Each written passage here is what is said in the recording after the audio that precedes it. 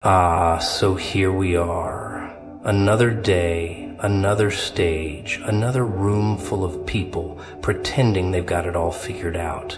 Masks on, smiles tight, nerves hidden behind neat little outfits and polite little nods. But me, I see it. The twitch in your eye, the tension in your jaw, that deep buried suspicion that maybe, just maybe, you're not like the rest of them. That something's been pulling at your ribs, whispering in your chest, begging you to look deeper, louder, wilder. You try to shake it off, act normal, fit in, but that voice, it never shuts up, does it? They told you to sit down, play nice, smile when you're spoken to. You nodded. At first, because that's what they teach you, isn't it? Smile and stay quiet. Don't stir the pot. Don't ask too many questions. Just fit in. Disappear into the crowd.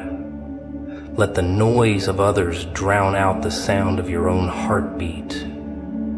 Because the moment you stand up, the moment you speak too loud, laugh too wild, cry too hard, well then you're the problem. Suddenly the room gets a little colder, the stares get a little sharper, and the whispers, they start crawling up your spine like spiders in a dark alley. Funny, isn't it, how the world loves its comfort zones, and anyone who breaks the mold suddenly becomes a threat. But what if you were never meant to fit in? What if your whole life has been screaming at you to shake the table, not sit at it? You were not made to blend in, no, you were made to snap necks with your silence, to walk into rooms and shift the atmosphere. But they never told you that. They fed you lies with silver spoons, dressed up in pretty little phrases like humility and obedience, wrapped up rebellion and shame and called it misbehavior. They buried your fire under blankets of fear and asked you why you were so cold. Can you imagine the irony? Telling a volcano to stay calm, asking a storm to play gentle. But here you are, heartbeat like thunder, breath like smoke, and still trying to act like the others, still trying to speak like them, think like them, live like them. Let me ask you this. Has it worked? Has hiding the chaos inside ever made you feel more alive? Or has it just numbed you into forgetting what you were born for? See, the truth has a funny way of slipping out. It creeps in through cracks in your smile. It bursts out when your mask slips. And when it does, oh, the looks you get. But don't mistake their discomfort for your mistake. You were meant to be uncomfortable. You were meant to challenge the system, not become it. You weren't born to applaud what's wrong just to keep the peace. That's not peace, that's surrender. That's slow death dressed in approval. You were not designed to become wallpaper in someone else's story. You were designed to be the glitch in the simulation, the roar in a silent room. But you forgot, didn't you? Somewhere between childhood dreams and adult compromises, you forgot who you were. You let them trim your wings and convinced yourself you never had any. You stared at the ground for so long you started thinking the sky was a myth. But here's the secret they don't want you to know. Blending in is a form of self-erasure. Every time you shrink, someone else's comfort gets a little bigger. Every time you lie about what you feel, a piece of you fades into the shadows. You were made to disrupt patterns. Your presence is a warning shot to everything fake, scripted, and dead. And yet, you keep apologizing for existing too loud. They say too much, and you take it as an insult. You should take it as a badge of honor. They only say too much when they're used to people giving too little. You don't owe the world your silence. You don't owe it your obedience. What you owe it, if anything, is the truth of who you are. In full volume, no filter, no edits. Even if your truth is ugly, raw, or terrifying to them. Especially then, you were not made to blend in. You were made to stand in the middle of the fire and laugh. To walk through storms and light cigars with lightning bolts, to take the weight they threw at you and sculpt it into a crown. Every time someone tried to dim your light, you grew brighter, and they called it rebellion. But what they really meant was, you're waking up, and that scares us. They see you rising, and they panic because people like you, they shift timelines, they break curses. They cause revolutions with a whisper, but only if they stop apologizing. Only if they stop begging for seats at tables they were born to flip. They didn't see you coming, but now that you're here, there's no turning back. You're not meant to blend in. You're the glitch. You're the storm they thought they could avoid by pretending the sky was clear. They act like they've got it all figured out, don't they? Like they're walking around with blueprints to life, as if every twist, every turn, every breath is calculated and approved by some invisible committee of mediocrity. They tell you, be realistic, follow the plan, don't dream too big. You ever notice how the loudest voices preaching limitations always come from the ones who gave up first? Oh, they're experts in warning you about cliffs they were too afraid to jump from. They'll talk about risk like it's a disease, and passion like it's a phase. But they never tell you what it's like to rot from the inside while living a life that isn't yours.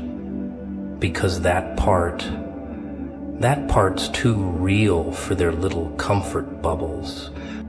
See, people will try to convince you that staying in your lane is safe, that walking the same path everyone else does is the way to success. But what they don't say is that most people are just sleepwalking in circles, mistaking motion for meaning.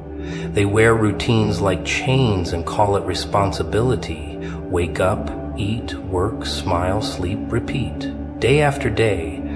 Until one day the mirror doesn't recognize them and they can't remember when they stopped feeling anything at all. But hey, at least they followed the rules, right? At least they kept their heads down and didn't make a scene. That's the reward. Invisibility, a front row seat to the slow decay of dreams. You ever wonder why people get so uncomfortable around someone who knows exactly who they are? It's not envy. It's fear. Because if you know who you are, if you're loud about your truth, unapologetic in your chaos, then you become a mirror, and most people hate mirrors. They don't want to see the cracks. They don't want to see what's missing. So they point at you and say, you're too much, when what they really mean is, I'm too little next to you. They'll dress it up as concern, make it sound sweet.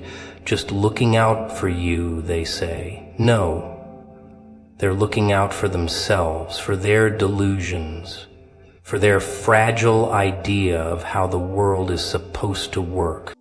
You start to wake up, and suddenly the volume of your life turns up. The colors get louder, the silence gets heavier. You begin to notice how everyone's playing a role, mouthing lines that were never theirs. Smiles rehearsed, conversations scripted. They ask you how you're doing, but don't you dare tell the truth, because truth makes people twitch.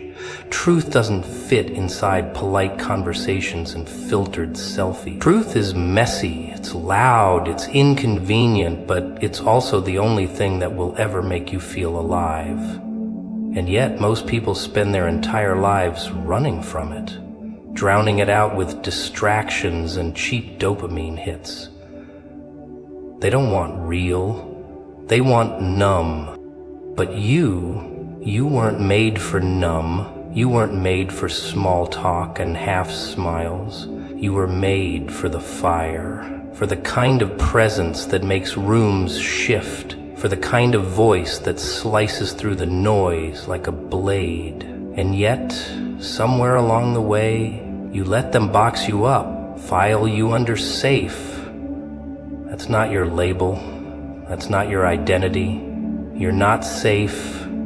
You're not predictable. You're the curveball, the anomaly, the disruption they didn't see coming.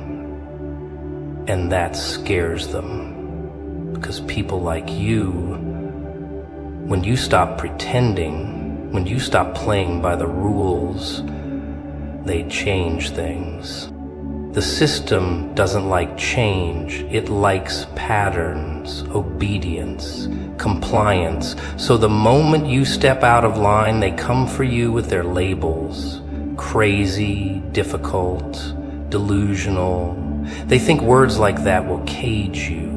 But those words are nothing more than confessions of their own limitations.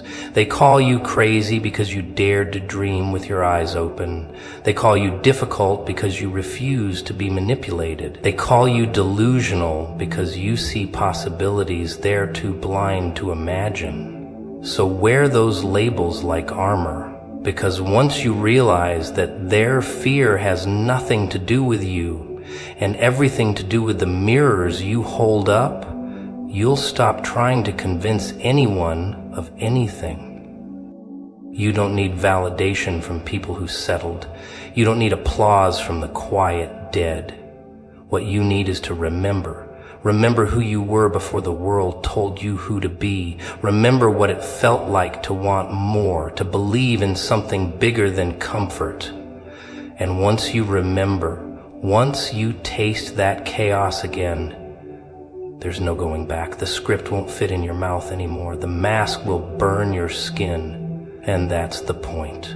Because once you've seen the truth, once you've felt your fire, everything else feels like dying slowly in a room full of applause for a performance you never believed in to begin with.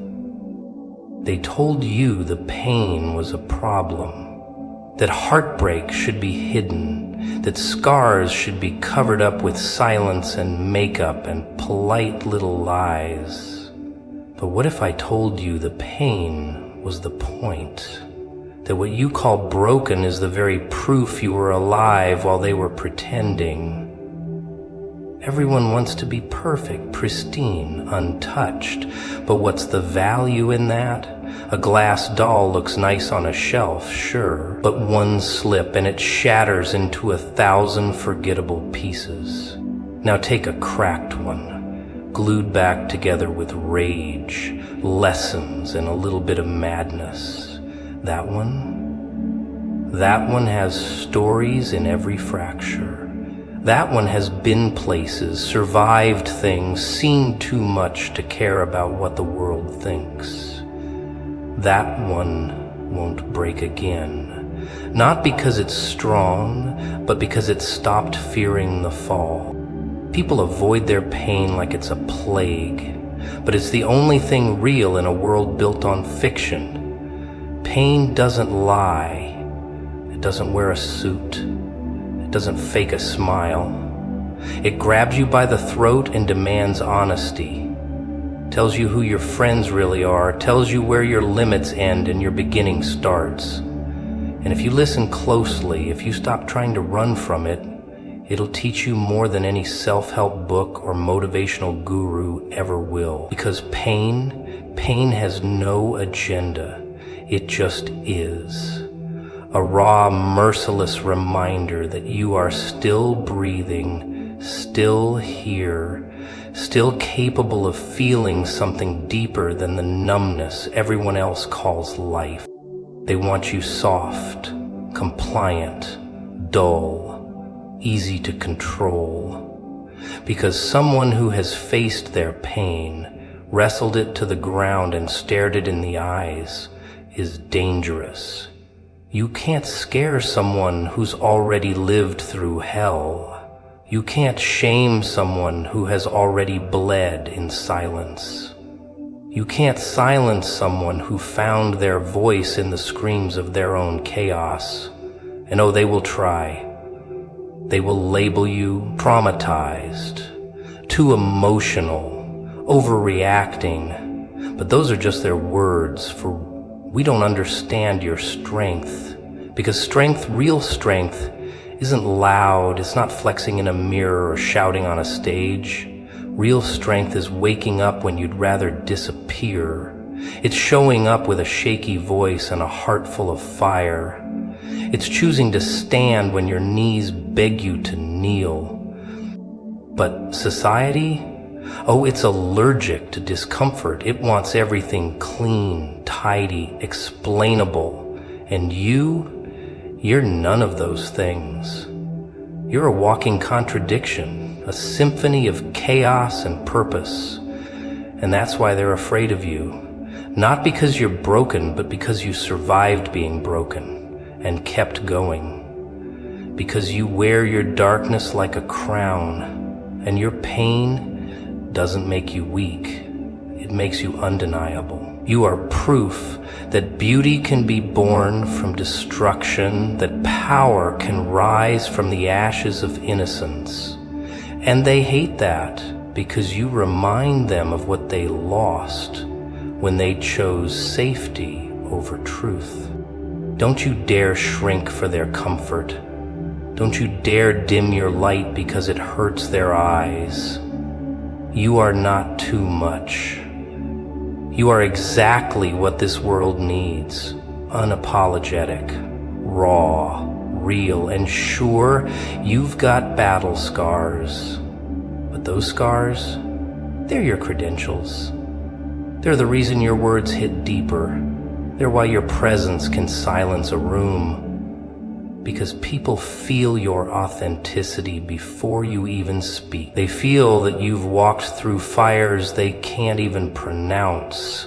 And maybe that intimidates them. But that's not your problem. Let them look away. Let them pretend you're too intense. You weren't made to be digestible.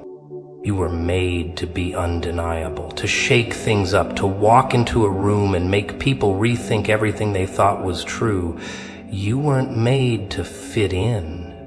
You were made to break patterns, bend rules, and burn bridges that lead to nowhere. And every time they told you to calm down, they were really begging you not to wake up. Because once you wake up, once you see how much power your pain gave you, you become not because you're fearless, but because you've made fear your fuel. You stopped running from it and started dancing with it, laughing in its face, asking it, that all you got? And when you show up like that, bruised, bleeding, but unbowed, people notice. Some are drawn to it. Others run from it. Doesn't matter. What matters is that you keep showing up. You keep being the one who feels too deeply, speaks too boldly, lives too loudly, because in a world full of masks and mannequins, someone who bleeds realness is a revolution on 2 feet. So here you are again, pretending like time is on your side. You're not waiting for the right time. You're hiding behind fear, behind doubt, behind the idea that maybe if you wait long enough, your dream will come knocking with a bouquet and a bow. But dreams don't knock. They break in, they scream, they demand. And if you don't answer, they haunt you in every dull job, fake smile, and sleepless night where your stomach knots itself into a reminder of everything you did. People worship comfort like it's a god. Oh yes, they'll sell their soul for a predictable routine and a steady paycheck, even if it means slowly rotting inside. You ever seen someone walking around like a ghost? Not dead, just empty. They stopped chasing, stopped trying, stopped feeling. But they'll tell you they're fine. That cursed word, fine. The biggest lie in the dictionary. You weren't made to be You were made to shake the ground when you walk. You were made to lose sleep over a vision that no one else sees yet. You were made to be called crazy before being called genius. But you keep pushing that voice down, the one that wakes up at 3 a.m. and whispers, "There's more." The one that asks, "What if?" But nah, it's easier to scroll, to sleep, to wait for motivation like it's a package that got lost in shipping. You want a sign? Look in the mirror. See that flicker in your eyes? That's the fire trying to come back. That's the part of you they couldn't kill. Not with school, not with rules, not with all the noise telling you who to be. It's still in there, clawing at the walls of your chest, screaming, "Let me out." But you silence it with logic, with responsibility, with other people's expectations taped to your back like a price tag. When are you gonna rip that thing off? When are you gonna stop being a product of their system and start being a problem for it? They don't want you to move. They want you stuck, tamed, predictable. But deep down you know you were never meant to blend in. You were meant to burn. So go ahead, keep pretending you've got time. Keep playing the safe hand, but just know, every day you wait, something in you dies a little. That's the tax of inaction. It doesn't hit all at once. It's slow, it's quiet, it's painless, until it isn't. Until one day you wake up and realize you don't recognize yourself anymore, that your dreams shrunk to fit inside a cubicle, that your ambition was suffocated by 1,000 little compromises you called maturity. And then what? You blame life, blame luck, blame your past. Nah, you look in the mirror and the real villain is staring right back. But here's the twisted beauty. If you're the villain, you're also the hero. That's the punchline. You've always had the power to flip the script, to burn the old narrative and write something so wild, so raw, so real, that even the stars lean in closer. But you've been waiting for permission. From who? Them? They're just as lost as you, but louder. Don't you get it? No one's coming. No one's gonna tap your shoulder and say, "It's time," because it's been time. Every excuse you use is a thread in the web that's choking you. You think greatness feels good? It doesn't. It feels like breaking. Like standing in front of a crowd and wondering if they'll laugh, like working in the dark while everyone else is out partying, like failing and failing and failing again until something finally sticks. It's ugly, it's lonely, it's insane, but it's worth it because at least it's real. At least it's yours. At least you're not another sleepwalker, dragging their corpse from Monday to Friday, waiting for the weekend to feel alive again. You want change? Then move. You want more? Then leap. Not tomorrow, not next year, now. Rip the safety net. Burn the fallback plan. You don't need more time.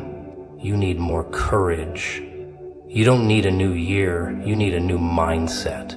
And deep down, you already know what you have to do. It's not a mystery. It's not a riddle. It's the voice you keep ignoring, the feeling that gnaws at your gut when you settle for less, the storm inside you that's tired of being polite. Let it roar. You ever feel that itch? Not the kind you scratch with your fingers, no, this one's buried deeper, somewhere between your spine and your soul. It's like something's about to shift, like the air's got teeth and it's biting at your skin just to remind you that you're still alive. People walk around pretending they don't feel it, laughing, shopping, posting selfies, but you know, there's something crawling under the surface of this picture-perfect circus we call life. Something that whispers at night and punches you in the chest when everything's quiet. It's not anxiety, it's not nerves, it's truth trying to break out. But they trained you, didn't they? Taught you to keep it down, taught you how to blend in, sit still, follow rules written by people who lost their minds long before they lost their souls. Told you to ignore the signs. Signs? Oh, they're everywhere. That weird encounter with a stranger who seemed to know a little too much. That dream that felt more like a warning than a fantasy. That gut feeling that makes no logical sense but never lies. You brushed them off like dandruff, shrugged and said probably nothing, but deep down you felt it. The shift, the crack, the universe poking you with a sharp stick saying, wake up before you're swallowed whole. They'll call it paranoia. They'll say you're overthinking. But what if it's them who are underthinking? What if your chaos is clarity and their calm is just a coma with Wi-Fi? See, there's a message you've been dodging, a message with blood on its teeth and urgency in its eyes. It's not asking anymore, it's demanding. Move, change, decide. Because time isn't going to stop and wait for you to feel ready. That itch you've been feeling, that's the signal. That's the final match before the whole forest catches fire. And you're standing there with a can of gasoline and a confused look on your face. But oh, they'll warn you. They'll say, don't go too far. They'll throw words like unstable, reckless, irrational. They're terrified of people like you, the ones who don't need a map to know they're lost. The ones who don't wait for a green light to hit the gas. You scare them. Because you remind them of what they buried. You remind them of the version of themselves they killed to survive. And guess what? Deep down, they envy you. They envy your unrest, your fire, your hunger to destroy the fake and build something brutal, beautiful, and real. You think this is a coincidence? That you're hearing this? That you've stumbled across these words on some quiet night when you should be asleep, dreaming boring dreams? No. This was timed. This was planted. Because someone out there is watching you. Not the kind of watching that invades your privacy, no. This kind watches your potential, watches your hesitation, watches you pace the cage, wondering if you're crazy or just finally waking up. You want to know why you're uncomfortable? Because the life you're living doesn't fit your soul anymore. You've outgrown your cage, but instead of flying, you keep trimming your wings to fit back inside it. You keep rehearsing the role they gave you like it's Shakespeare and not just a script written by someone too scared to live their own lines. Rip it up, burn it. There's no glory in being obedient to your fears. The world doesn't need another well-behaved dreamer. It needs a lunatic with a vision and the guts to see it through. Feel that shiver running down your spine? That's your warning shot. That's your invitation. That's the whisper turning into a scream saying now or never. You keep waiting for a savior when you've had the sword in your hand this whole time. You keep waiting for permission when the gate's wide open and the chains were never locked. You were born dangerous and they knew it. That's why they fed you rules like sedatives. That's why they dressed your purpose in normal clothes and told you to smile for the camera. But the camera's broken, the illusion's cracking, and you're standing at the edge of a moment that could split your whole life in two. Before and after, mask and face, lie and truth. It's not a question of if anymore, it's when. And more importantly, will you move before the ground does it for you?